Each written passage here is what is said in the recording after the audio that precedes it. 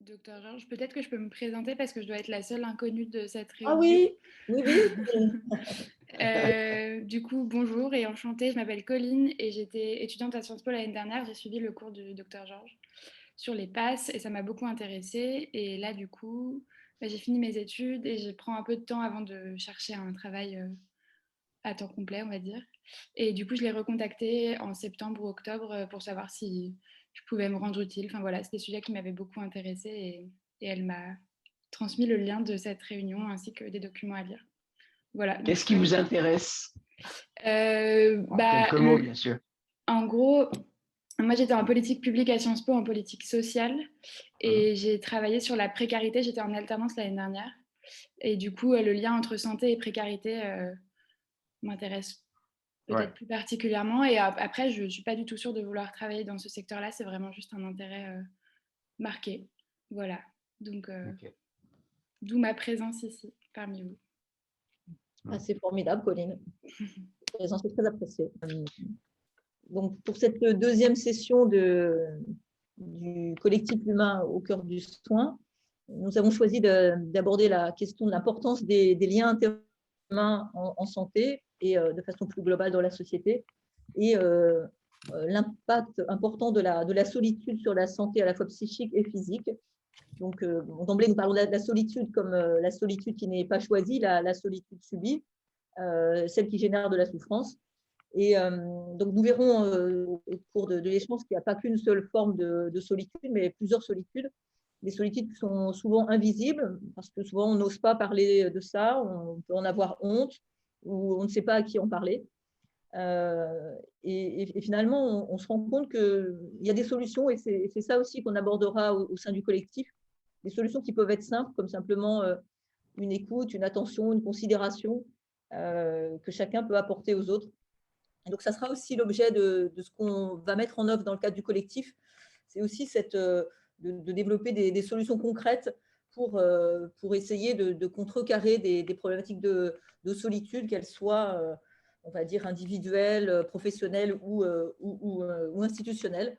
Voilà, c'est vrai qu'on peut se sentir seul alors qu'on est entouré. On peut se sentir seul face à une tâche énorme comme rédiger une thèse de médecine générale. On peut se sentir seul professionnellement, et c'est vrai que c'est pour ça que c'est important de pouvoir travailler en équipe.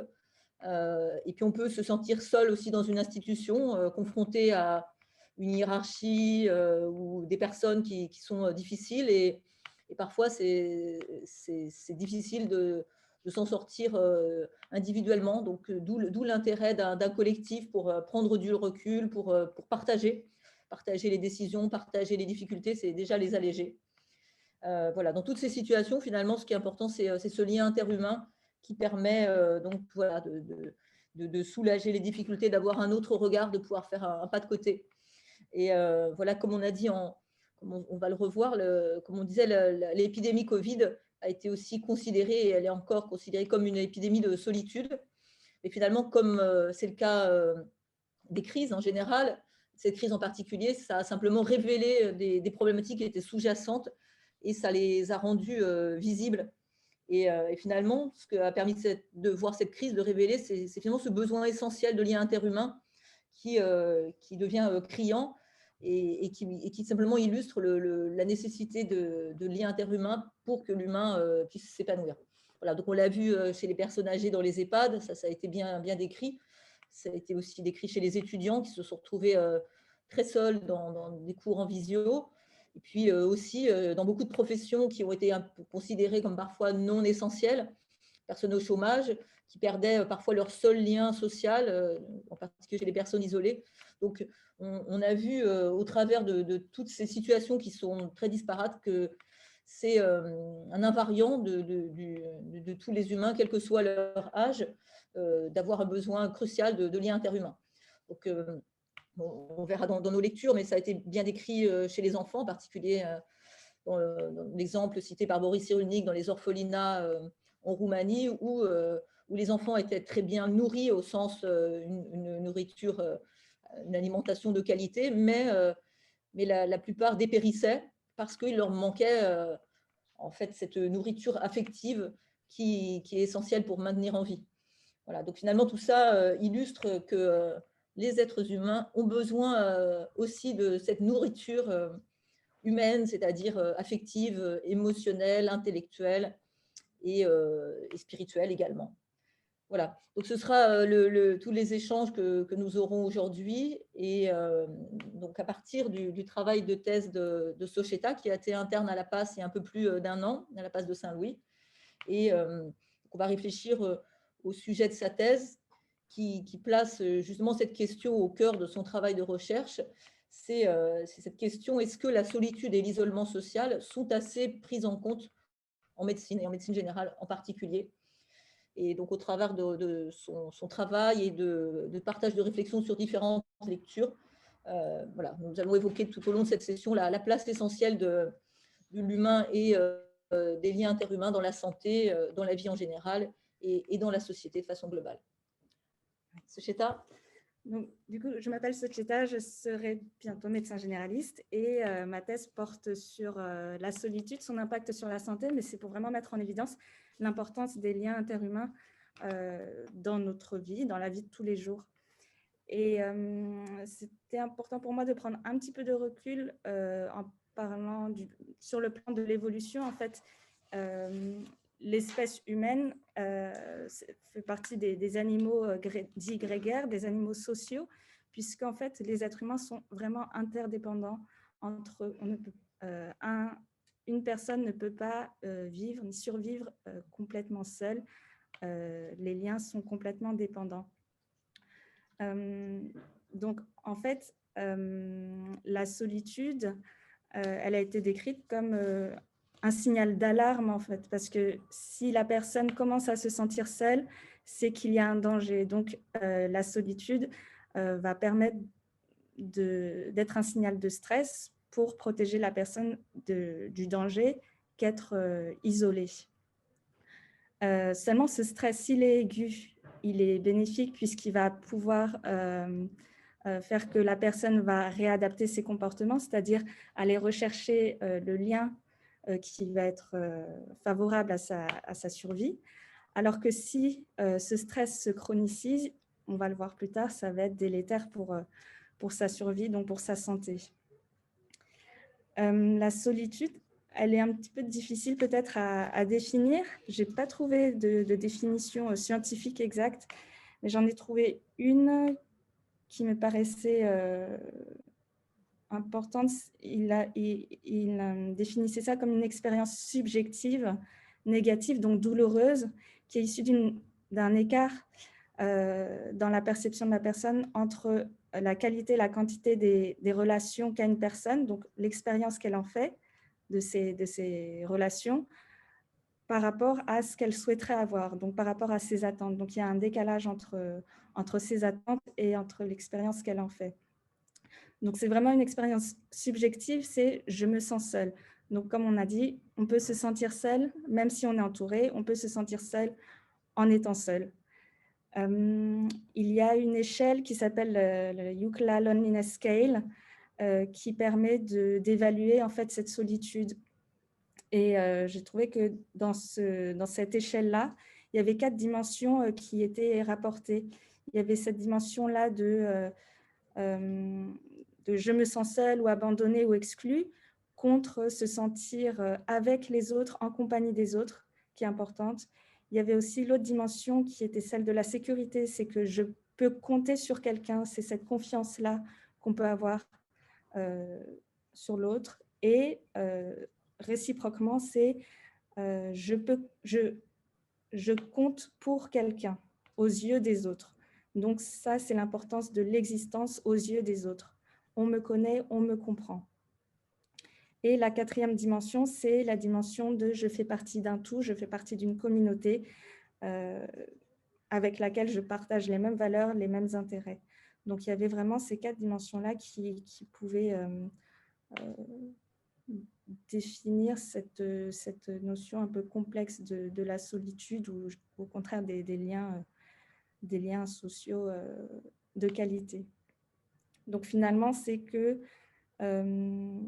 une relation, on va dire, de qualité va permettre à la personne d'exister en sécurité parmi les autres dans un tout. Ensuite, ce que je disais, c'était qu'il y avait un décalage entre les attentes et l'expérience qu'on en fait. Donc, chaque personne peut avoir des attentes vraiment très différentes en fonction de la culture dans laquelle elle a grandi, de la culture familiale dans laquelle elle a grandi. Mais ça peut toucher vraiment tout le monde à tous les âges. Et il y a des moments particuliers de la vie, des moments de rupture dans la vie qui peuvent être propices à cette solitude-là, que ce soit des conflits, une séparation, un deuil, une maladie, une perte d'emploi, un changement géographique, des migrations, un isolement physique. Et c'est vrai que, comme on l'a évoqué, c'est que la solitude est souvent cachée, négligée, puisque souvent stigmatisée, les personnes peuvent en avoir honte. Donc, c'est difficile, en fait, d'en parler. Et un des dangers de la solitude en stress aigu, c'est que, justement, on n'en parle pas, on en a honte, donc, en fait, on va se cacher, se replier sur soi et on rentre dans un cercle vicieux. Et d'autre part, il y avait aussi cette notion de... il y avait une dysrégulation dans le processus cognitif par rapport aux relations. Je ne sais pas comment appeler ça exactement, mais c'est un peu en psychologie, c'est qu'on va tout mal interpréter. Donc, peut-être même une petite main tendue ou n'importe quel événement va être interprété de façon négative. Donc, ça fait qu'on va entretenir ce cercle vicieux, ce qui va entraîner probablement un isolement social à terme. Ça, c'était sur le plan de la psychologie. Sur le plan de la médicale, comme on l'a vu, c'est la solitude, ça peut devenir un stress chronique. Et ce stress-là, sur le plan physiologique, on va avoir des hormones du stress qui vont augmenter, l'adrénaline, le cortisol. Il y aura une activation du système nerveux autonome aussi avec le système sympathique qui sera plus activé. Donc, on aura une augmentation des résistances vasculaires. Ça va favoriser l'hypertension et puis ça va augmenter globalement le risque cardiovasculaire. Aussi, sur le plan comportemental, la personne sera plus à risque d'adopter des comportements du coup à risque, peut-être une consommation plus importante de toxiques, une diminution de l'activité physique, une alimentation inadaptée, donc ce qui va contribuer, encore une fois, à augmenter le risque cardiovasculaire. Sur le plan psychiatrique, on aura plus d'anxiété, plus de plus à risque de suicide aussi. Il y a aussi les troubles du sommeil et des troubles cognitifs aussi, puisqu'il y a une diminution importante de la stimulation, en fait, stimulation sensorielle, stimulation des relations qui va avoir un impact vraiment important. Donc, compte tenu de tout ça, ça a été vraiment bien montré que ça favorise du coup une mortalité prématurée beaucoup plus importante. Et dans des pays comme les États-Unis, comme en Angleterre, la solitude est vraiment devenue un enjeu public. Par contre, en France, j'ai l'impression qu'on en parle trop peu. Et c'est pour ça que j'avais vraiment envie qu'on puisse en parler en médecine aussi, puisqu'on le voit que ça a un impact direct sur la santé et en plus de l'impact psychologique. Dans le contexte actuel, la solitude, c'est un grand sujet aussi. Souvent, on va parler de la solitude des personnes âgées, mais ça ne touche pas seulement les personnes âgées, ça touche tout le monde, mais aussi beaucoup les jeunes. Il y a eu un sondage de l'IFOP qui a pu évaluer en décembre 2020 la solitude chez les adultes français. Et il montrait que 18% des adultes se sentaient quand même toujours ou souvent seuls. contre 13% en 2018. Donc, on voit que l'épidémie Covid a vraiment contribué à une augmentation de cette solitude-là. Donc, il y a encore beaucoup à explorer. Il faut vraiment que toutes les sciences puissent s'y impliquer, les sciences sociales, psychologiques, les sciences humaines, mais aussi les sciences médicales. Et ça mérite vraiment le soutien et l'engagement de la communauté médicale, je pense, pour explorer à nouveau, mais aussi pour agir. Et c'est pour ça que je me posais la question, en pratique, qu'est-ce qu'on fait? Nous, en tant que médecins généralistes, on est voilà, en première ligne des soins primaires, donc on doit pouvoir en parler. Donc c'est pour ça que moi je me suis posé la question, est-ce que c'est pris en compte ou pas par les médecins généralistes? Et si c'est pris en compte, comment c'est pris en compte? Qu'est-ce qui se fait? Qu'est-ce qui ne se fait pas? Qu'est-ce qui ne se fait pas encore? Qu'est-ce qui pourrait marcher? Et un peu pouvoir évaluer un peu les motivations actuelles aussi. Donc du coup, ma thèse, c'est l'hypothèse, c'est que la solitude est insuffisamment prise en compte par les médecins dans leur pratique. Et du coup, je voulais le faire au moyen d'une étude qualitative en faisant des entretiens avec une grille de questions qu'on avait commencé à élaborer pour au moins donner voilà, quelques repères pour les échanges qu'on pouvait avoir avec les médecins généralistes. Je me posais la question de est-ce que c'était important pour eux sur le plan de la santé ou est-ce que c'était plutôt un problème secondaire? Est-ce que pour eux, c'est au médecin qui doit être impliqué dans cette prise en charge-là? Et comment il peut le faire? Comment il peut la détecter? Comment il peut répondre? Et est-ce qu'ils en parlent spontanément ou pas? Ou est-ce que c'est quelque chose de tabou? Quelles sont les difficultés ou les satisfactions au contraire? Donc voilà, c'était un peu tout ça.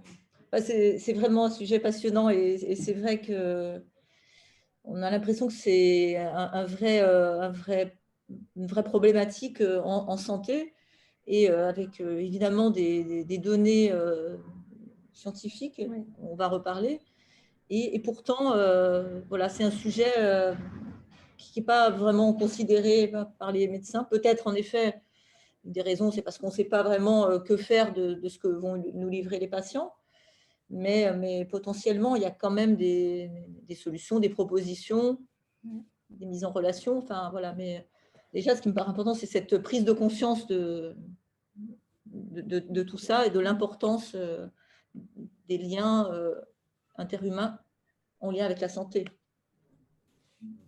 Merci beaucoup pour cette très belle introduction et présentation. Peut-être pour orienter les discussions qu'on va avoir dans un sens où on pourrait t'aider et contribuer. Est-ce qu'il y a quelles sont les questions que tu te poses sur la problématique, sur peut-être la méthodologie que tu veux mobiliser pour l'explorer? Ou quelles sont en gros tes demandes pour lesquelles on pourrait éventuellement contribuer? Moi, je me demandais déjà ce qui vous paraissait pertinent, même que ce soit les médecins généralistes ou non, justement, pour avoir d'autres points de vue, en fait. Oui, c'est vrai qu'il y a une question de méthode peut-être qui a été posée par les personnes de la faculté. C'est finalement, faut-il interroger des patients ou finalement revenir sur l'idée initiale, c'était questionner les médecins, c'est ça le cœur du sujet. Est-ce que la solitude et l'isolement social sont assez pris en compte par les médecins? Alors la recommandation d'aller vers les patients, ça risque, c'est intéressant, mais c'est peut-être un autre sujet de recherche. Mais voilà, on voulait aussi partager cette question. Je trouve ça en fait assez intéressant d'aller vers les patients et ça me fait penser à un autre sujet qui avait peut-être été plus d'actualité ces dernières années, mais c'est la manière dont les médecins généralistes s'intéressent à savoir si leurs patients ont vécu des violences dans leur vie. Et je pense que ça a été un sujet beaucoup plus d'actualité. Donc, dans notre formation de médecin généraliste, maintenant, on nous enseigne ou en tout cas, on nous sensibilise au fait de poser cette question à nos patients, qui n'est pas forcément une question facile à poser. Et en fait, pour sensibiliser pour transmettre le fait que poser la question est importante, on a transmis le fait que les patients aimeraient qu'on leur pose la question et que le fait que la question soit posée, c'est bien reçu par les patients. Et pour moi, c'était un des premiers messages pour que les médecins puissent ensuite s'emparer de ce sujet-là, de se dire que la demande venait des patients et que c'était quelque chose qui était bien reçu et qui était même souhaité.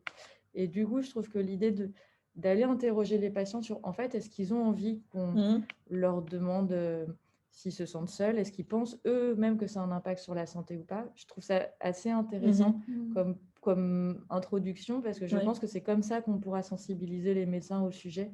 Si les patients répondent qu'ils considèrent que ce n'est pas du rôle de leur médecin et que pour ça, ils vont voir d'autres personnes ou qu'eux-mêmes ne voient pas l'impact que ça pourrait avoir sur la santé, là, ça mettra les choses encore en perspective, je pense, sur cette question-là. Donc, je trouve ça assez intéressant.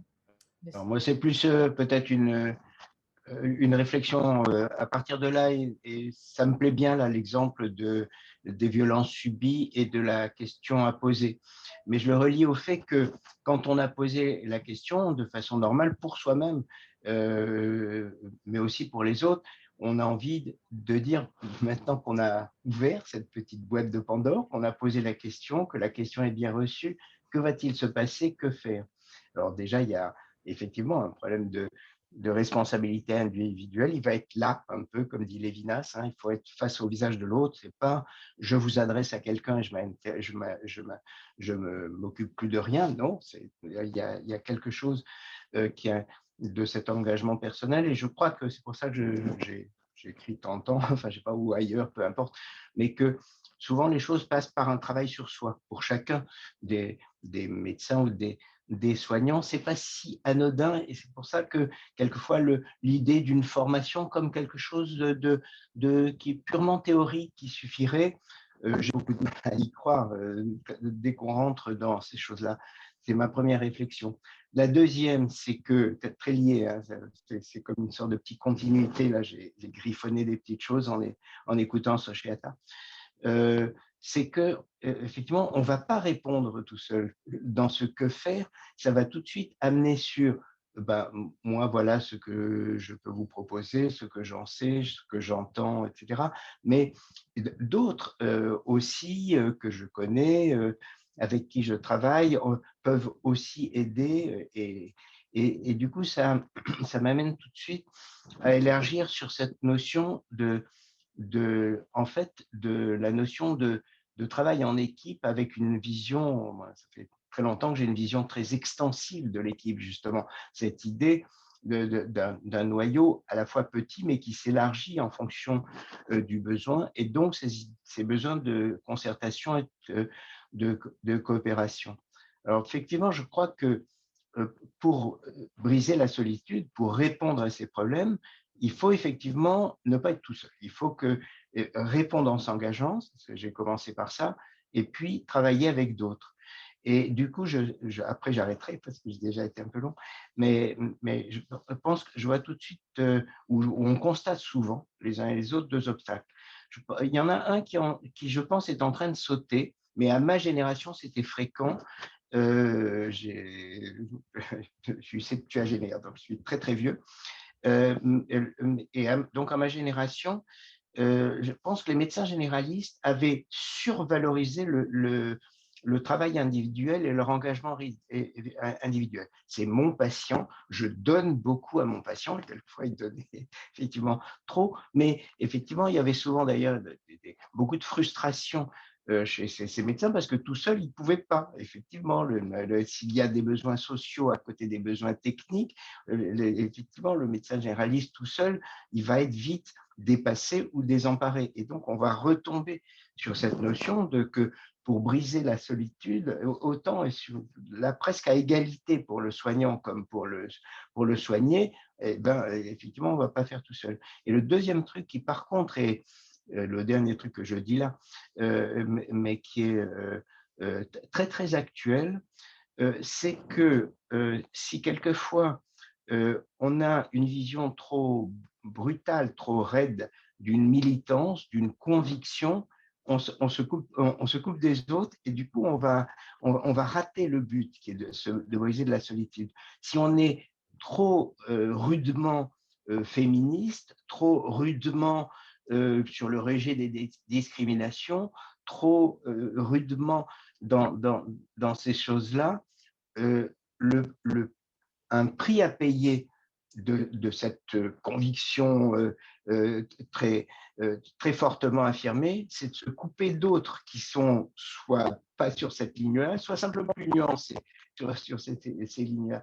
Et du coup, voilà, j'ai fini ma petite boucle pour le moment, mais je crois que justement la thèse, je ne sais pas comment tu l'as déjà travaillée, comment tu finiras de la travailler, mais ça m'étonnerait que tu n'aies pas à envisager ces lignes-là et y arriver à un moment. Et je verrais bien, bon, ça c'est pour plaisanter ou rêver un petit peu, mais dire que finalement, tu as fait une thèse extrêmement politique. Ce qui est bien, c'est que Socheta dit qu'elle a le temps pour faire sa thèse. Donc, c'est vrai qu'on est sur un processus qui mature depuis plusieurs mois. Hein. Et c'est vrai que, je redis, c'est vrai quand Socheta a envoyé son mail, c'était déjà 1 an après le stage. Et ce mail était déjà tellement abouti, approfondi, que ça lançait vraiment une très belle réflexion et une perspective vraiment très positive pour la suite. Oui, moi, je rejoins Oriane aussi sur le fait de plutôt s'intéresser aux patients ou à la population générale, parce que toutes les personnes n'ont pas forcément de médecin généraliste. Même et dans un second temps, d'aller voir les médecins, justement. Je trouve que c'est plus logique de faire dans ce sens-là, d'autant plus qu'en fait, quand tu vas aller interroger les médecins généralistes, je pense que déjà, tu abordes la question de la solitude et comment il le fait. Donc, il y a déjà un biais. Moi, j'imagine, si tu viens m'interroger, je vais dire, ah bah oui, alors effectivement, mais finalement, je ne suis pas sûre. C'est comme tout, c'est du déclaratif. Après, là, c'est très intéressant pour déclarer de savoir, d'aller chercher déjà comment les personnes le vivent et qu'est-ce qu'elles recherchent, qu'est-ce qu'elles attendent de leur médecin traitant. Je trouve que, et dans un second temps, d'aller voir les médecins traitants, peut-être de faire une deuxième thèse, mais justement pour appuyer, je trouve que c'est plus logique de faire dans ce sens-là et assez riche aussi. Après, c'est vrai que ça bouscule un peu parce que tu as déjà commencé à faire tes entretiens. Non, pas encore. La trame. Oui, la trame. Voilà, c'est ça. Mais je rejoins aussi Oriane. Et puis, il y a souvent plus de... c'est des thèses qui sont plus intéressantes parfois quand on va s'intéresser aux besoins, aux demandes des patients. Oui, c'est vrai qu'on part de la personne concernée, en fait. Parce que sinon, on risque en effet de plaquer aussi notre point de vue médical. Ouais. Ouais. Alors, on risque d'aller un petit peu loin, mais je ne crois pas tellement. On est dans le sujet, oui, c'est toujours Denis. Si Claire refait des petites réunions de bibliographie, je pourrais parler un petit peu plus d'un bouquin que je suis en train de lire, mais je ne sais pas si tu l'as tu l'as travaillé, Socheta, qui est un bouquin qui a été publié par Véronique Fournier et Nicolas Fourreur, c'est-à-dire 2 responsables de la consultation d'éthique clinique de l'hôpital Cochin. Ils ont fait un bouquin qu'ils ont voulu il s'appelle, de mémoire d'ailleurs, Irréversible. On peut lire le bouquin d'un côté, ce sont l'éthique clinique en 10 cas concrets, et hop, on retourne le bouquin, et de l'autre côté, c'est l'éthique clinique en 10 repères méthodologiques.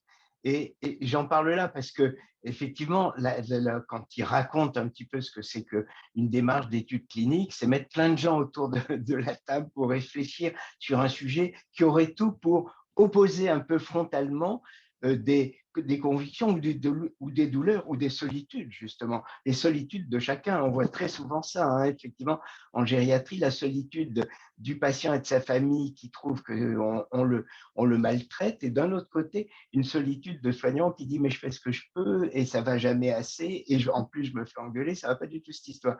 Et effectivement, on voit, mais à partir de là, on voit justement tout le soin et malgré tout, tout l'artisanat qu'il faut mettre en œuvre pour essayer justement de remettre du lien, de briser ces solitudes qui sinon continuent à avancer en parallèle.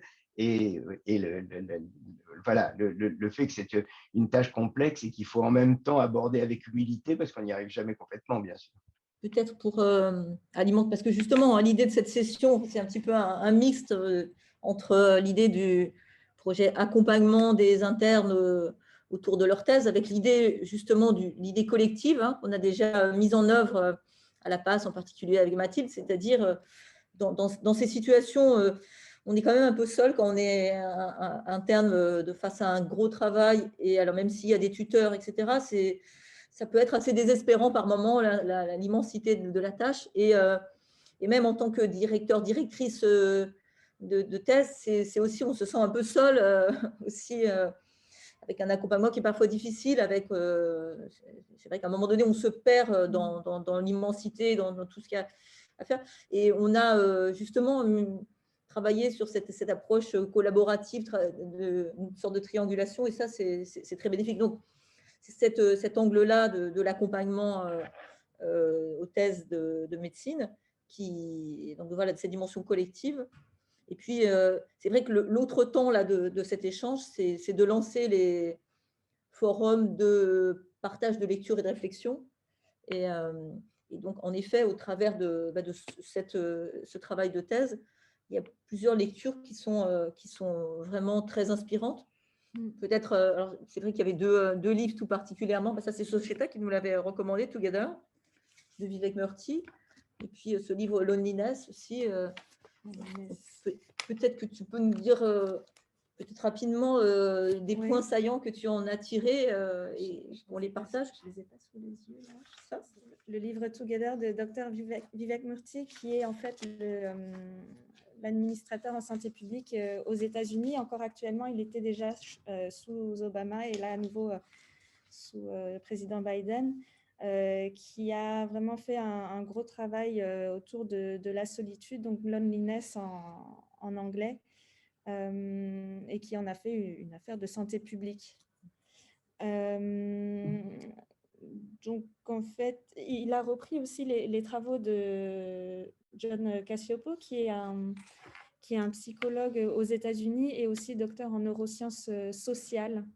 Donc, loneliness qui est plus scientifique, en fait, et qui va mettre en évidence toutes les études scientifiques en psychologie, en neurosciences sociales, et qui va parler, en fait, de ce que j'avais évoqué, donc de l'être humain à travers toute son évolution, pour qui les liens interpersonnels sont complètement vitaux, donc vraiment inscrits dans ses gènes et dans sa physiologie, et par ce stress qu'est la solitude, en fait, comme signal d'alarme, et l'impact de cette solitude sur la santé. Il va mettre en évidence vraiment tout ça, donc c'est vraiment hyper intéressant. Oui, à partir de situations concrètes. Là, au début du livre, il parle quelqu'un qui a gagné à une loterie et finalement, alors il a beaucoup d'argent, mais il se retrouve terriblement seul. Et on voit, il explique quand même la dégradation de son état de santé. Et avec justement apparaît cette dégradation et ces risques cardiovasculaires, de mauvaise alimentation, parfois d'alcoolisation, tout ça comme étant des moyens de contrecarrer artificiellement et finalement de façon délétère de l'isolement. Donc c'est assez intéressant. Puis aussi, il y a des propositions qui existent. C'est vrai qu'on a l'impression qu'on est un peu en retard. Comme en Grande-Bretagne, par exemple, il y a le ministère de la solitude qui a été créé en Angleterre, c'était en 2018. Mais c'est vrai que là, dans ce livre-là, dans Together, il cite beaucoup d'exemples, soit d'associations ou même finalement de petits exemples de la vie quotidienne, de liens qu'on établit en fait, et de certaines personnes qui étaient tombées terriblement dans un gros isolement social, et par certaines associations, ils ont pu retrouver goût à la vie par exemple des appels téléphoniques quotidiens ou par des contacts réguliers. Il y a des vraies illustrations de ce qu'on a aussi comme expérience, et c'est pour ça que ça va bien dans l'idée de l'humain au cœur du soin, c'est que l'humain, au sens de ce que chacun peut faire pour l'autre, contribue aussi à la santé et peut complètement transformer une situation qui peut justifier une approche médicamenteuse, antidépresseur, etc. C'est extrêmement, enfin, c'est vraiment très, très, très intéressant, c'est même fascinant de voir la portée et avec des données scientifiques. Hein. C'est vrai que c'est un facteur de risque cardiovasculaire, vraiment cardiovasculaire majeur et à nouveau insuffisamment considéré.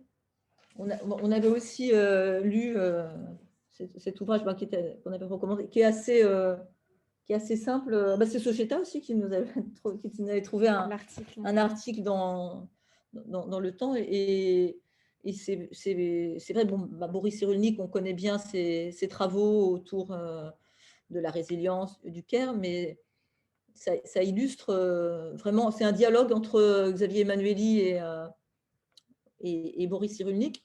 C'est très simple à lire et c'est très juste en fait. Évidemment, il utilise l'idée de la crise. Voilà. La crise doit nous permettre d'aller vers un monde meilleur. Voilà, c'est ça. La crise a révélé tout un tas de failles, tout un tas d'insuffisances. Et donc, l'idée, c'est de reconstruire quelque chose à partir de ces constats. Et un des constats, c'est le manque criant de liens qu'il y a eu pendant cette période de liens, voilà, alors, du triple lien à soi-même, le lien aux autres et puis le lien aussi à la nature, comme c'est évoqué dans le livre Les Tisserands aussi. Mais ce triple lien a été vraiment mis à mal pendant cette période. Donc, c'est vrai que ça serait vraiment dommage de pas utiliser cette révélation. Hein. C'est vrai que comme les crises permettent de voir comme ça des choses, d'éclairer de façon un petit peu aiguë des choses qu'on ne voyait pas, qu'on ne voulait pas voir. Et donc, ça serait, voilà, c'est peut-être le moment vraiment de redire et de valoriser ces liens humains dans la société. J'en recommande aussi un qui est très simple à lire finalement et qui dit beaucoup de choses, qui est Edgar Morin, Leçon d'un siècle de vie. C'est un de ses derniers bouquins, mais maintenant il est trop vieux, il est centenaire, Edgar Morin, pour avoir des idées si originales que ça. Par contre, il reste absolument merveilleux pour redire de façon très claire pour moi qui le lit depuis longtemps, mais je pense vraiment de façon assez simple l'essentiel de ces idées, et inlassablement, c'est des idées du partage, de la poésie à côté de ce qu'il appelle la prose, c'est-à-dire les choses d'un savoir un peu trop structuré dans une seule direction, l'importance de prendre en compte l'incertitude, des choses comme celle-là. C'est des idées qui brassent depuis très longtemps, mais pour ceux qui n'y sont pas familiers, c'est pas une mauvaise. Souvent, on me demande ah bah oui, tu parles tout le temps d'Edgar Morin. Par quoi je commence? Lequel je peux lire?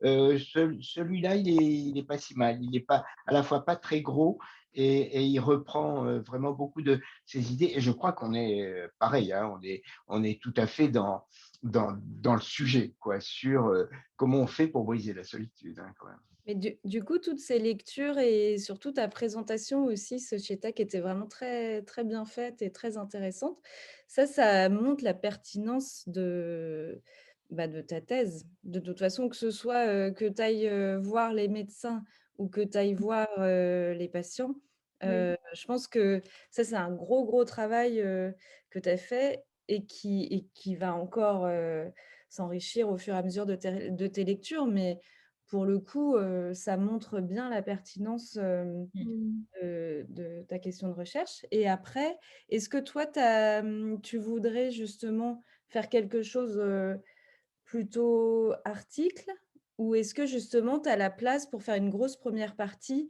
en synthétisant un peu la bibliographie parce que c'est…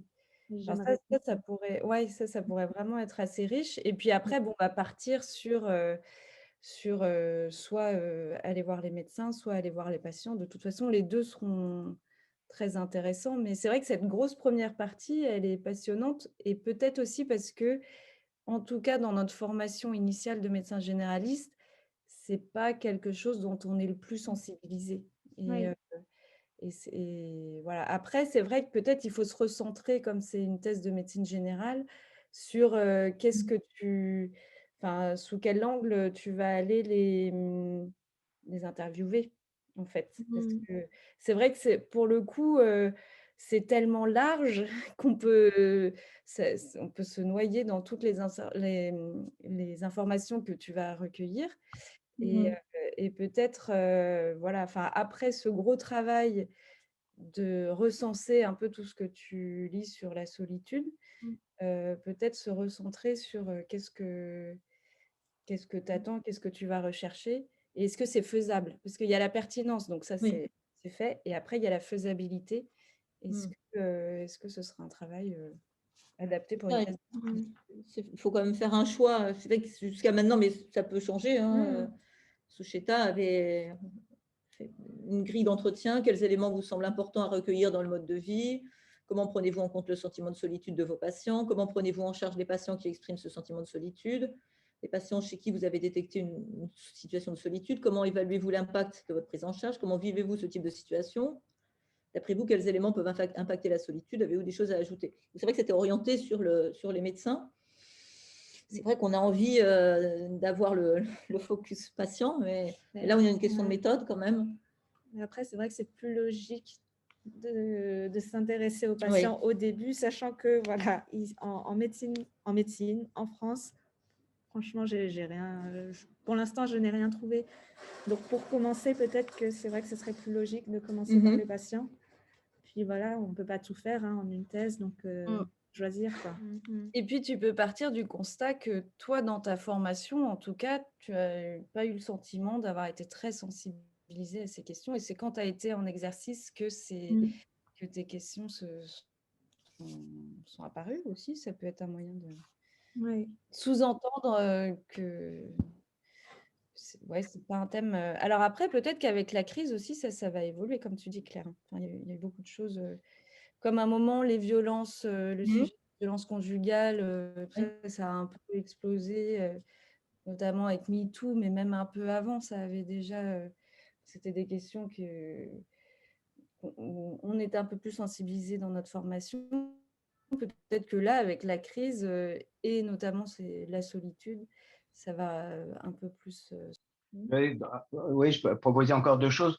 La première, c'est signaler le travail que mène Céline Lefebvre et tout un groupe autour qu'ils appellent la personne en médecine, comme par hasard, et où ils utilisent, et notamment pour la formation des étudiants en médecine, la culture et l'art, c'est-à-dire souvent la littérature, les bouquins pour parler de la fin de vie, la mort d'Ivan Illich, de Tolstoï ou des choses comme ça, le cinéma, il y a des séances de cinéma commentées qui ont lieu un samedi par mois au cinéma Odéon.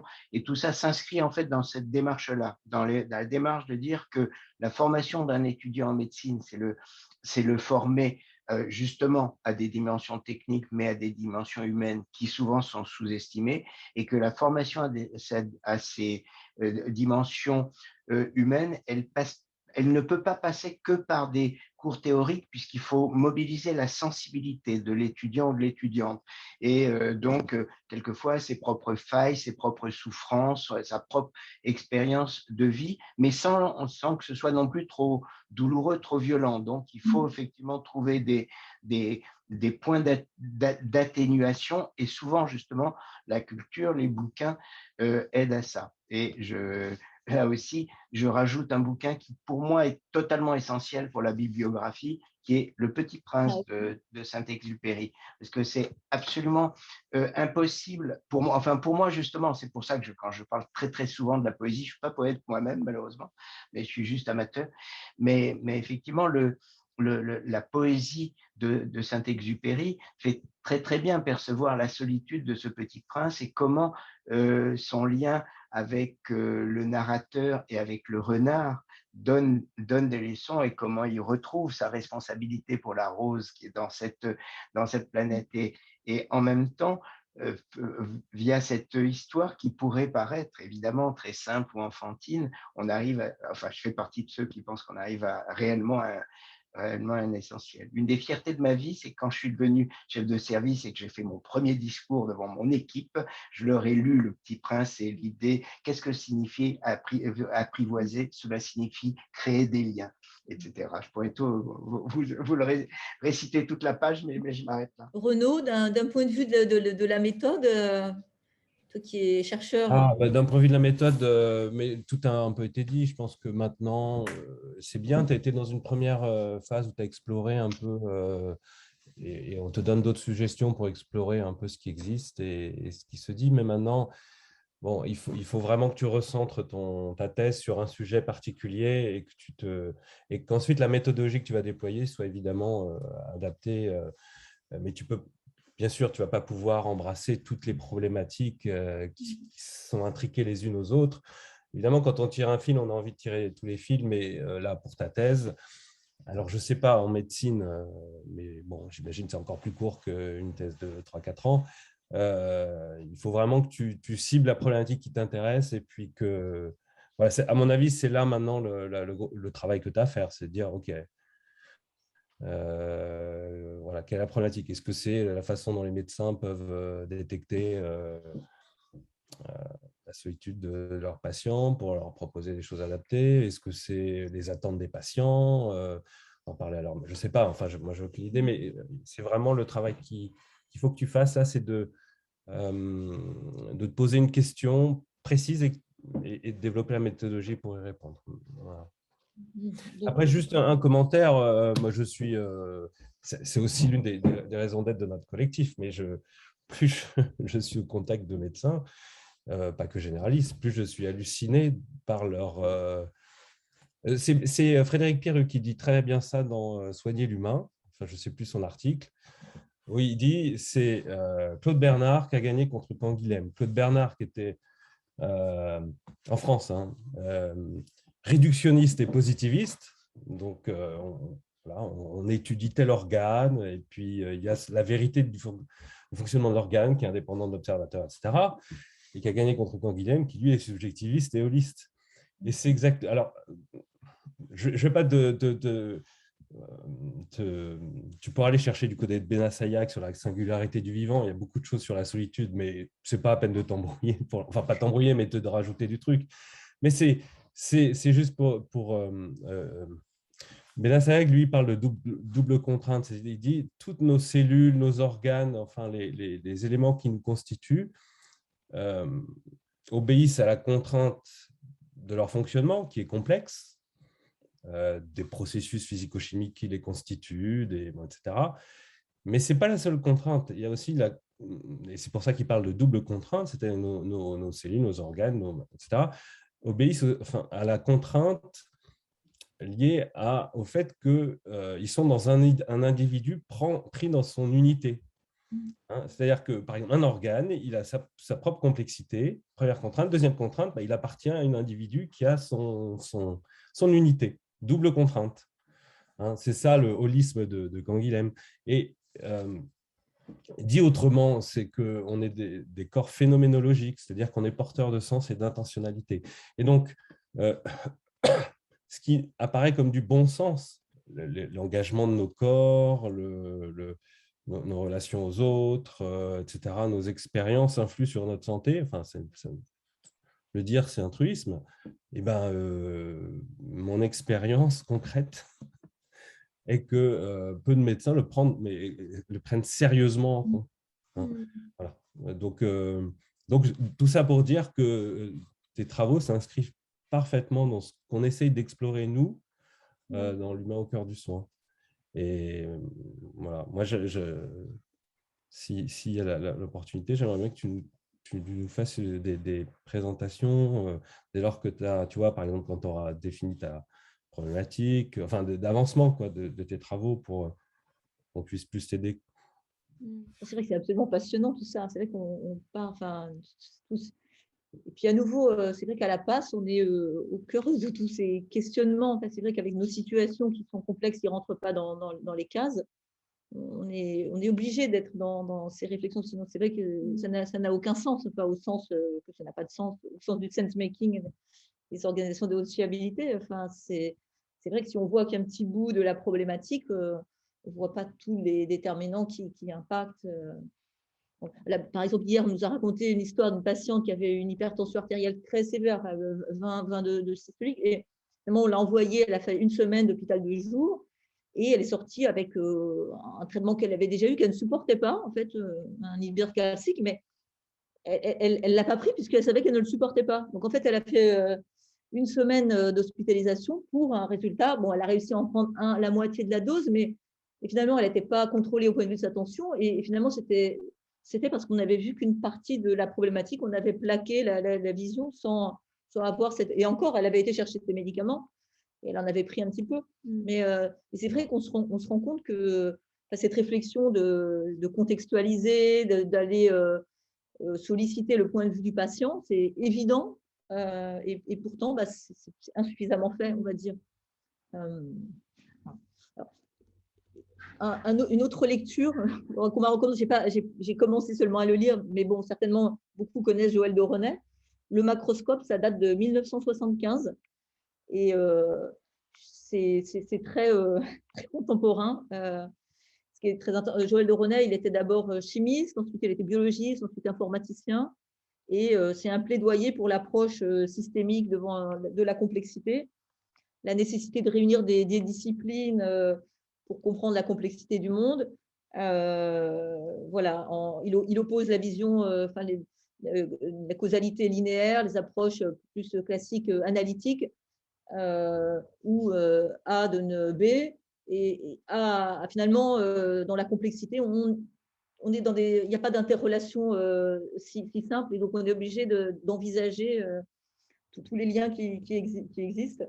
Et donc, c'est extrêmement intéressant parce qu'on rejoint toutes nos réflexions sur l'interdépendance, sur la nécessité de faire des liens. Voilà. Et c'est vrai que dans un de ses topos, il disait intelligence, ça vient de intelligere, un mot latin, qui veut dire à la fois comprendre et faire des liens aussi. Voilà. Donc, j'approfondirai la lecture, mais voilà, on est quand même au cœur d'une nécessité, de lien entre les différentes disciplines, de lien entre les différentes, au sein même d'un corps entre les différentes spécialités. Et c'est assez affolant de voir qu'on est quand même plutôt encore dans un mouvement qui est toujours hyper techniciste et hyper spécialisé. C'est tout sauf simple quand même de proposer cette approche globale, surtout nous à l'hôpital en fait. C'est ça, un des apports de la PAS, c'est d'apporter cette approche de médecine générale, médecine globale, qui est quand même porteuse de sens. Peut-être que Sucheta, voilà, par rapport à ton expérience à la PAS, qu'est-ce que tu peux peut-être évoquer comme lien avec ton sujet C'est vrai que ici, les patients qu'on voyait à la PAS, il y en avait beaucoup qui étaient isolés, et parmi eux, finalement, je voyais certains patients qui venaient accompagnés d'une connaissance. Par exemple, une personne qui venait, une dame qui venait du Bangladesh, ça faisait quelques mois qu'elle était là, elle était accompagnée par un jeune d'origine bengalais aussi, et ils ne se connaissaient pas au départ, et qui l'accompagnait finalement à chaque consultation. Donc j'ai trouvé ça assez fort, puisque sans cet accompagnement-là, la dame ne serait peut-être pas venue, ou si elle était venue seule, ça aurait été très très difficile de poursuivre les soins, de motiver la personne et qu'elle comprenne ce qui ne se passe aussi. Donc c'était un soutien vraiment vital pour elle. Et puis il y a plein d'autres exemples aussi. Mais oui, voilà, la force des liens est hyper importante. Et puis quand on parle de communauté, peut-être qu'en ce moment c'est un peu souvent pris, mal interprété quand on parle de communauté. Mais finalement, nous, par exemple, si on parle de communauté médicale, voilà, il n'y a pas de sens péjoratif non plus. Donc, il y a aussi cette importance de la communauté-là qui a un sens aussi. C'est pas seulement avoir un groupe complètement exclu des autres, c'est voilà, il y a des groupes au sein desquels on vit et on survit aussi.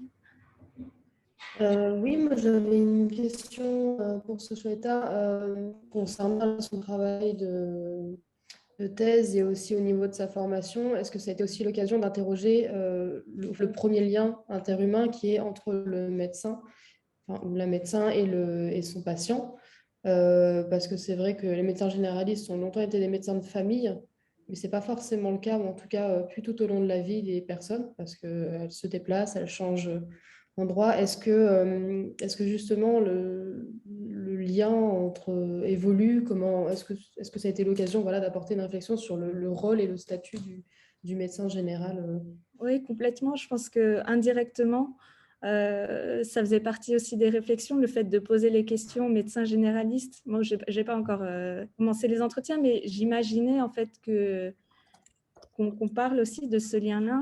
En fait, si j'interroge par exemple le médecin généraliste sur la solitude et tout ça, quelque part, ça va apparaître, je pense, ce lien médecin-patient, et puis on le voit beaucoup, hein, même, on va dire, parmi mes proches, il y a une personne qui a vécu voilà, des traumatismes pendant l'adolescence. Arrivée en France, la personne était complètement seule.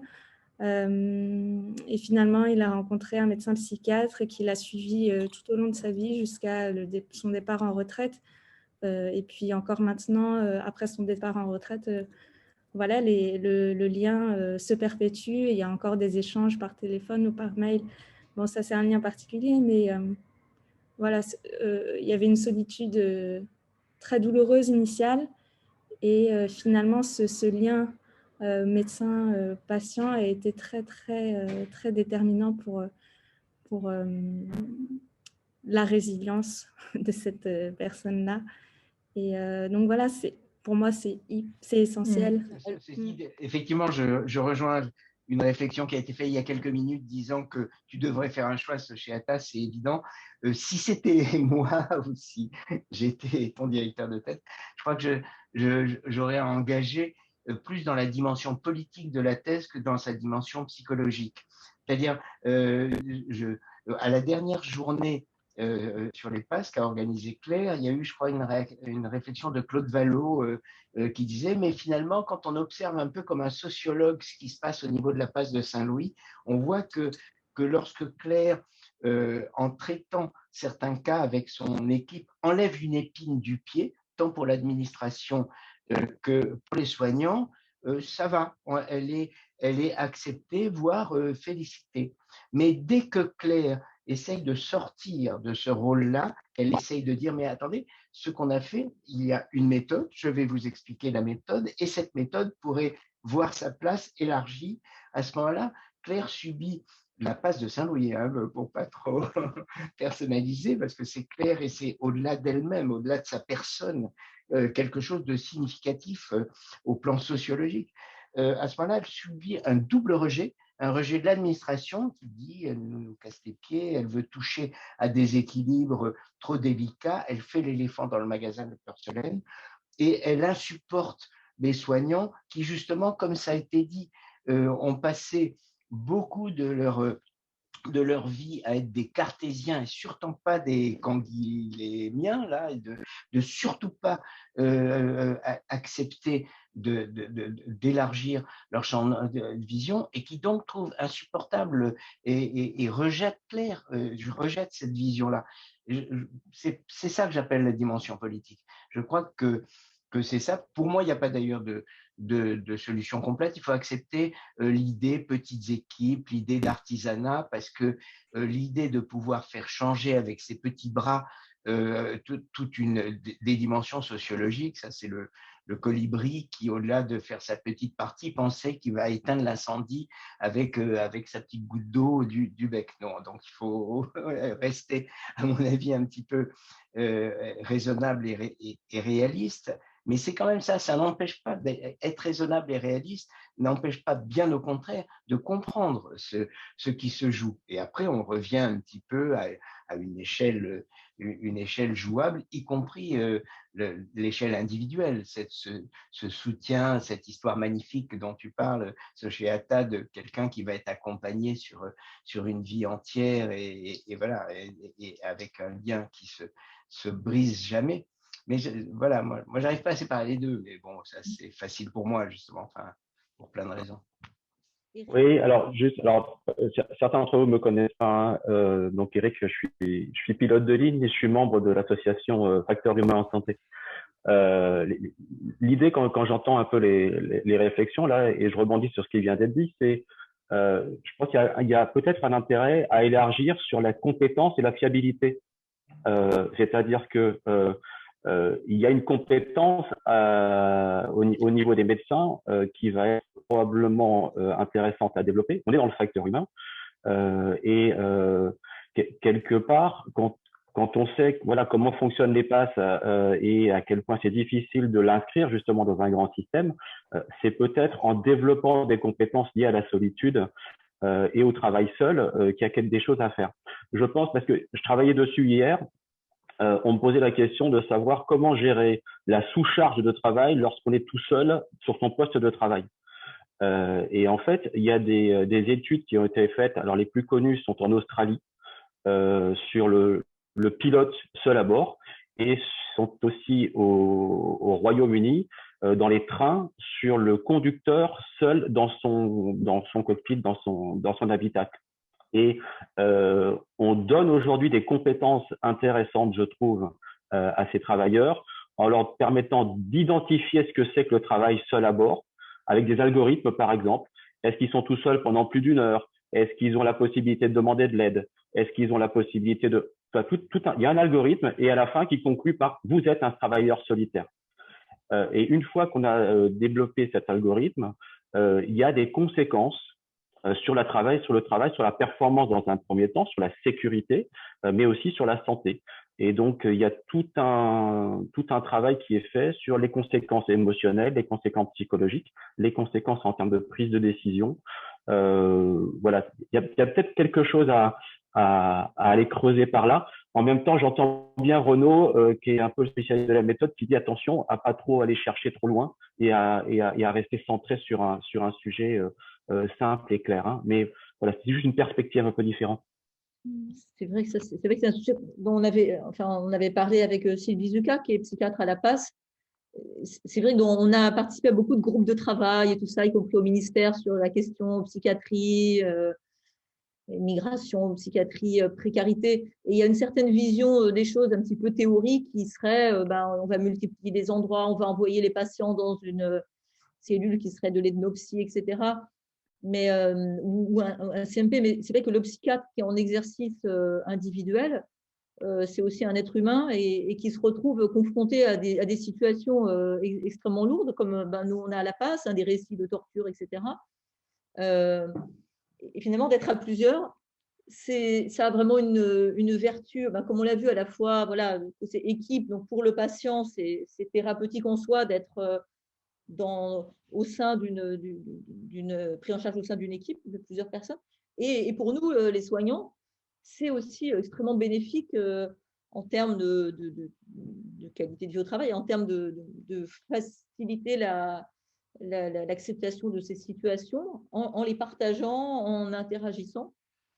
Et donc, voilà, de ce point de vue-là, c'est vrai qu'il y a l'exercice solitaire qui peut être très, très pesant dans certaines situations de difficulté. Et d'où l'importance du travail en équipe aussi dans ces situations particulières. Voilà. Moi, je voulais ajouter un autre élément qui pour contribuer à, s'il en était encore besoin, à démontrer la pertinence grandissante de ce sujet, en rappelant notre expérience du confinement, et en tout cas l'expérience de beaucoup de gens du confinement qui passaient leur journée en visio, mais qui pourtant avaient ce sentiment de vide, de solitude.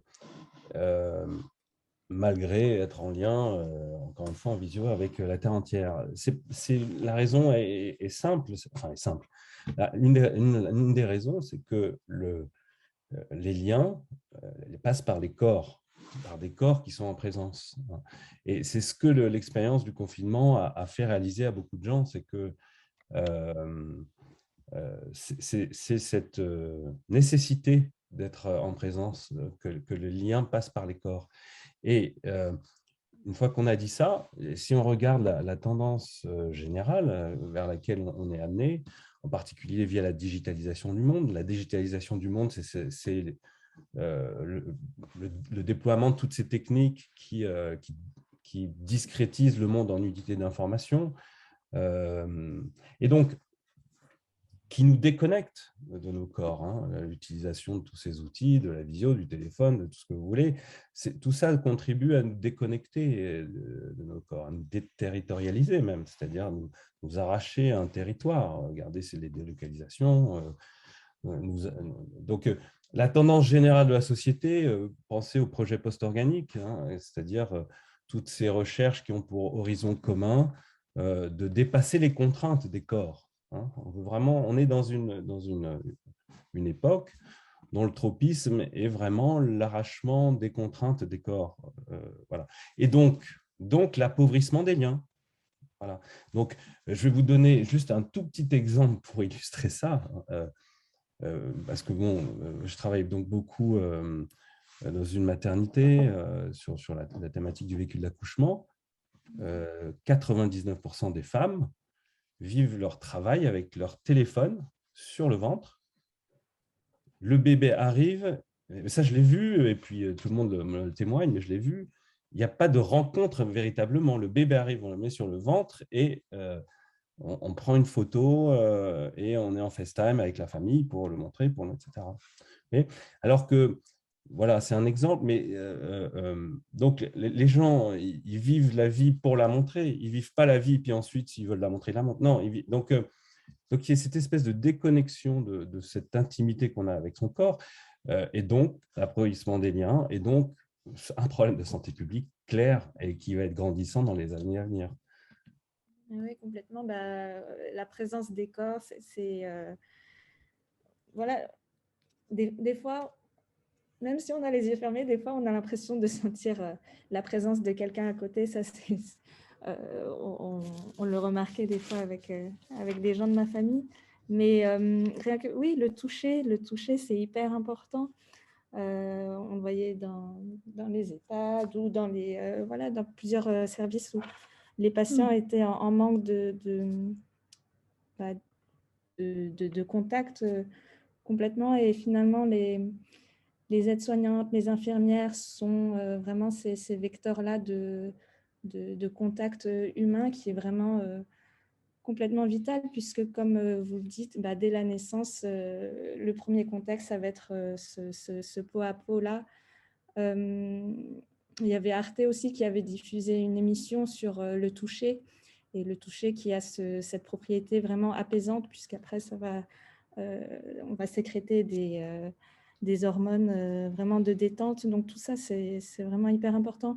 Comme le regard aussi, le sourire, tout ça, ce sont des petits mimiques, des petits gestes de langage et de synchronisation aussi qui sont vraiment essentiels à la vie, puisque ça permet de se connecter, de se comprendre.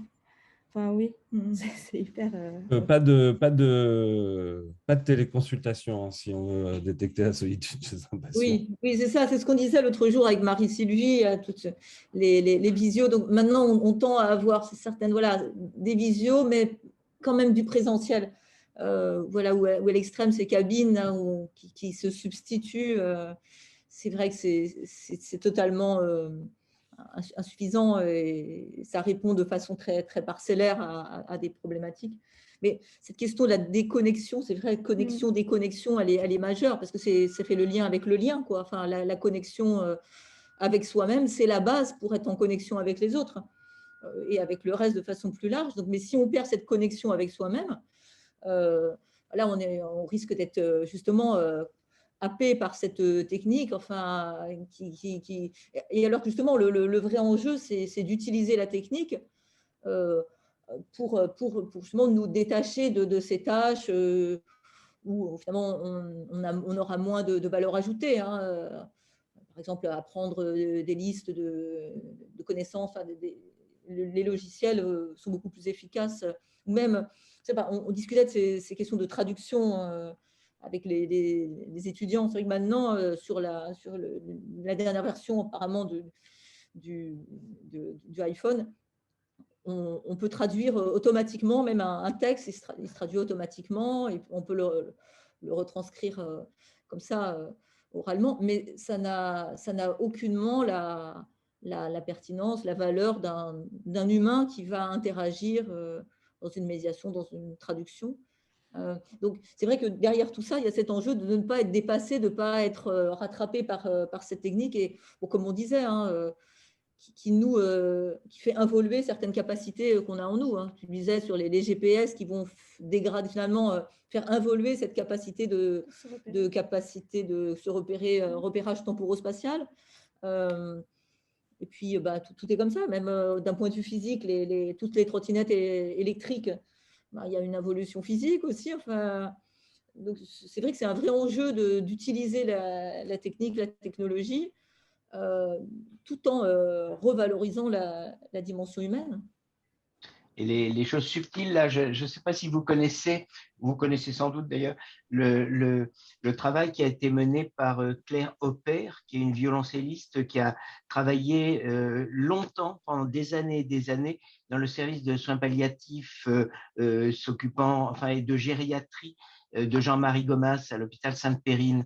Et en fait, elle a écrit son bouquin Le pansement Schubert parce qu'elle jouait du violoncelle auprès de patients très malades ayant des douleurs intenses. Et c'était des infirmières qui s'étaient rendues compte, enfin tous les gens qui étaient présents, se rendaient compte que l'écoute du violoncelle, elle jouait un mouvement de Schubert, notamment dans le cas particulier, mais après c'était d'autres choses, faisait que la douleur ressentie devenait moins intense. Une patiente qui criait, s'arrêtait de crier pendant un temps, des choses comme ça. Et du coup, après, ils ont essayé de faire avec Jean-Marie Gomas, ils ont essayé justement d'employer une méthode le plus rigoureuse possible pour dépasser l'expérience subjective individuelle de gens qui sont scotchés par ceux qu'ils observent. Mais justement, ils ont essayé de multiplier les cas, les regards, les choses comme ça, mais pour justement essayer d'être le plus convaincant possible sur ça. C'est-à-dire que, en particulier chez les personnes âgées, même si la mémoire cognitive est partie, la mémoire de sensibilité sensorielle est restée présente et que des interactions ont lieu. Je m'arrête là, mais en tout cas d'essayer de rendre ça qui est justement cette force extrême des interactions et là de ce sens particulier qui est le sens musical, effectivement, à quel point on est touché très très profondément et ce que ça peut permettre de faire réémerger. Renaud, tu as fait ce constat aussi dans tes observations? Alors moi j'en suis tout au début, mais ce que je constate c'est la conviction des médecins que ça n'a strictement aucun impact. Leur fermeture totale à ce genre de possibilités.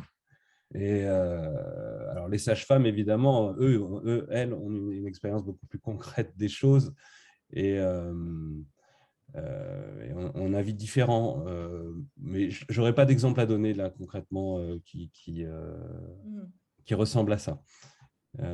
Mais ce que je veux dire par là, c'est que dans le raisonnement des obstétriciens, une femme a telle caractéristique, tel profil, on va la gérer comme ça.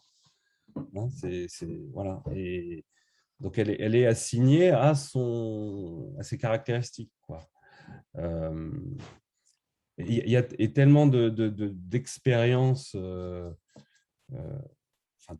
d'expérience, de ce que j'ai vu, ce que j'ai observé, ce que j'ai regardé concrètement, c'est qu'en fait, il y a des sages-femmes, pardon, Donc, les sages-femmes, on leur attribue vraiment de façon très aléatoire, en fonction de qui est disponible, le prochain accouchement, hein. Et il y a des sages-femmes qui n'ont quasiment jamais à gérer de complications. Voilà.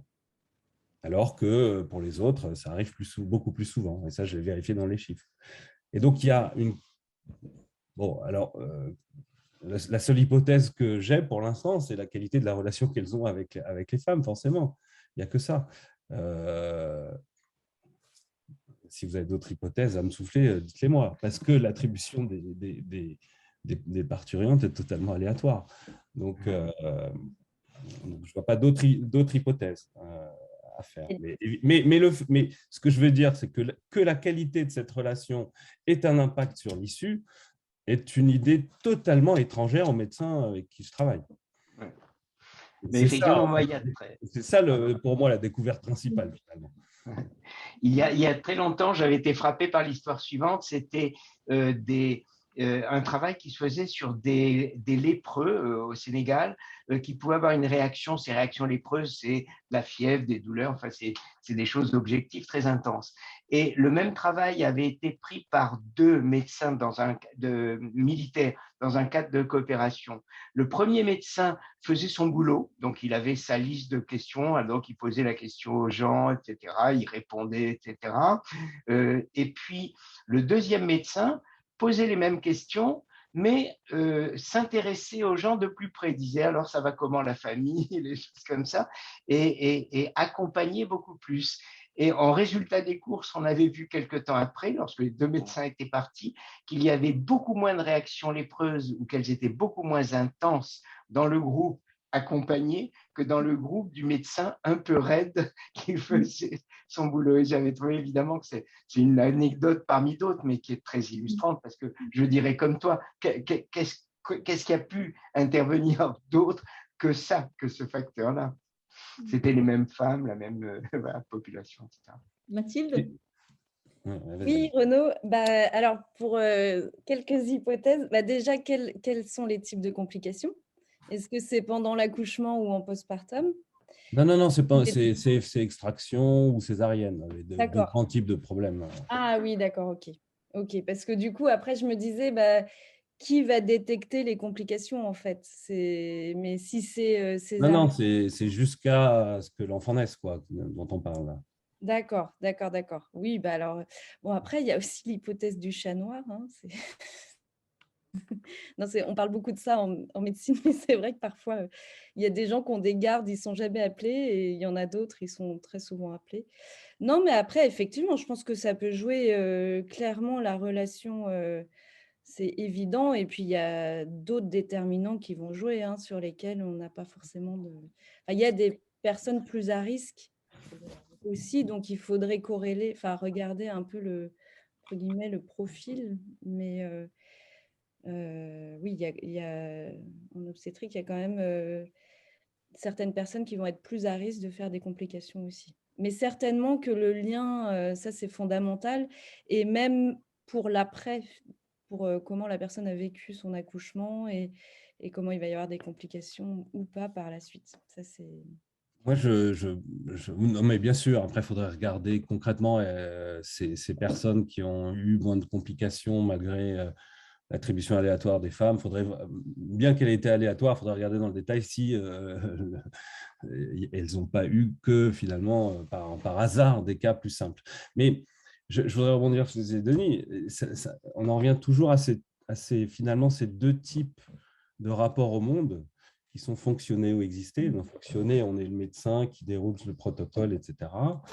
Et exister, c'est habiter pleinement les situations. Et pour ça, je reviens sur ce que disait Denis au début, qui me semble fondamental aussi, c'est que ça nécessite un engagement qui ne soit pas de la froideur neutre professionnelle du médecin, mais un engagement à habiter les situations. Et potentiellement, ça veut dire peut-être se faire déstabiliser. On n'est jamais sûr donc il faut avoir une certaine, je ne sais pas si c'est du courage, mais enfin, il faut habiter les situations, et ça peut nécessiter un travail sur soi. Enfin, en tout cas, c'est une piste qui me paraît très, très intéressante À creuser aussi. Ça me fait penser à la passe. C'est vrai que souvent, nos externes sont confrontés à des situations qui ne sont pas faciles. Et c'est vrai qu'il y a deux options. Enfin, je fais un externe qui est confronté à un jeune du même âge que lui, en fait, mais qui a été un parcours migratoire, qui a été torturé, etc. Il s'est retrouvé dans une position d'instabilité. Il avait deux façons. C'était soit, en effet, un détachement, et auquel cas, il ne se passait rien, ou soit le risque, en effet, c'est de partir dans une contagiosité émotionnelle qui peut être très douloureuse. On ne sait pas où on peut partir. Et finalement, il a osé aller plus loin que sa zone de confort. Et je pense parce qu'il y a cette sécurisation de par l'équipe qui fait qu'on peut se permettre d'aller un peu plus loin, prendre un petit risque, parce qu'il va être rattrapé ou va y avoir un briefing. Et donc, moi, je perçois ça comme étant quelque chose de très, très, très bénéfique en termes, je crois, de formation médicale, cette possibilité d'être dans ce contexte de sécurité psychologique qui permettent d'oser, d'aller plus loin. Et ça me fait penser aussi, c'est une situation avec notre ancienne interne qui était venue nous voir, on était avec Mathilde, je crois, et elle arrive, elle a une situation où elle a un résultat d'une probablement une grossesse qui peut pas être poursuivie. Donc, elle était très mal à l'aise, elle n'a jamais fait d'annonce comme ça. Donc, elle vient nous voir et nous, on dit, si tu veux, voilà quelques éléments, comment t'y prendre. Et finalement, elle avait l'option de dire, voilà, je vois à peine la patiente et je fais un courrier pour le gynéco et finalement, j'ai fait mon travail d'un point de vue technique. Il y avait aussi le risque de rentrer dans quelque chose d'une empathie et de partir avec la tristesse de la personne. Donc, c'était vraiment un écueil de part et d'autre à éviter. Et finalement, ça s'est vraiment très bien passé parce qu'elle a fait le choix de dire non, je vais y arriver, vous m'avez donné les recommandations, je vais me lancer. Et donc, elle y a été et elle a fait cette juste position d'être dans l'empathie, dans l'écoute, tout en ne fuyant pas. Parce que fuir, c'était la facilité, c'est dire bon, ça ne me concerne pas, vous irez voir tel médecin, au revoir. Et elle est revenue nous voir en étant vraiment fière déjà d'avoir réussi à faire. Et puis, elle avait fait un bon acte de soin, quoi. Elle sentait que voilà, la personne avait ressenti de l'humanité et voilà, elle a fait tout ce qu'elle a pu et elle était rentrée dans une relation qui était une relation juste à la fois humaine, empathique, mais une juste position malgré tout, tout en gardant sa compétence médicale. Et voilà. Et quand il se passe ça, c'est beau. Et voilà, c'est ça la médecine, c'est ça le soin. Et moi, le témoignage que je peux porter, c'est que voilà, les internes externes se sentent grandis en fait de faire cette expérience d'être de l'humain dans le soin. Voilà. Claire, je vais quitter bientôt. Oui, c'est pas pour les on va couper, oui, on va terminer. Je me rebranche à 13h, c'est notre deuxième échange, c'est à 13h. Hein. Donc, là, Sophie à table, bonne continuation. Et voilà. Pareil, tu as mon mail, on peut continuer des échanges aussi en utilisant le mail, le cas échéant, il n'y a pas de souci là-dessus. Et à bientôt tout le monde, c'était passionnant tous ces échanges. À bientôt. Peut-être qu'on peut clôturer aussi cette session pour donner envie. Voilà, on a encore envie de continuer, mais de poursuivre par la suite dans toutes ces réflexions, écouter toutes les bonnes idées. Ça a permis de reposer un peu voilà, la question vers qui est-ce qu'on va se tourner pour l'étude. Mais c'est vrai que ça pourrait être plus pertinent peut-être d'interroger les patients dans un premier temps, justement pour essayer de les comprendre et avant de plaquer quelque chose sans les avoir consultés avant, on va dire. Puis ça pourrait être très riche, du coup, en enseignement, je pense. Mais sans trop s'éparpiller, ça va être le... Mais tu as un collectif avec toi, on va trouver comment faire au mieux, alimenter tout ça. Peut-être Renaud, un mot de la fin? Comme je disais, moi, juste pour conclure sur ce qu'on disait juste avant, un des enjeux, je pense effectivement, c'est d'essayer de voir comment inciter dans cet échange qu'il va y avoir entre le médecin et le patient, d'avoir des deux côtés des gens qui habitent les situations. Et ça, c'est ce que, philosophiquement, on appelle l'angoisse existentielle, c'est-à-dire le fait de se dire on doit affronter chaque situation sans garantie de succès, tout se rejoue à chaque fois. Hein. Donc, le fonctionnaire qui dit c'est comme ça, lui, il n'habite pas les situations. Mais, et donc, mais c'est ce qui nous fait nous sentir vivants, c'est ce qui nous fait être dans une relation au monde où on existe. Donc moi, alors c'est parce que c'est mon prisme sur la singularité du vivant, mais une suggestion, c'est de voir ce qui se joue dans cette interaction entre le médecin et le patient, voilà, évidemment autour du thème de la solitude, et quelles sont les conditions pour que voilà, on soit en présence de deux personnes qui habitent cette situation, qui vont être changées par cette interaction, plutôt que le patient qui joue au patient et le médecin qui joue au médecin. C'est Sartre qui disait « Un médecin qui se prend pour un médecin est un fou ». Parce qu'on n'est jamais que médecin, on n'est jamais que garçon de café. Voilà, voilà. En tout cas, j'espère qu'on aura l'occasion à nouveau d'entendre pour que tu nous tiennes au courant de l'avancement et t'aider si on peut. Oui, complètement. Merci. Et rendez-vous au 11 décembre pour une la session. prochaine session, c'est le 11 décembre. Alors, normalement, avec l'intervention de Frédéric Pierru, ça va être passionnant. Eh bien, fin de cette session numéro 2 et à très bientôt pour la suite.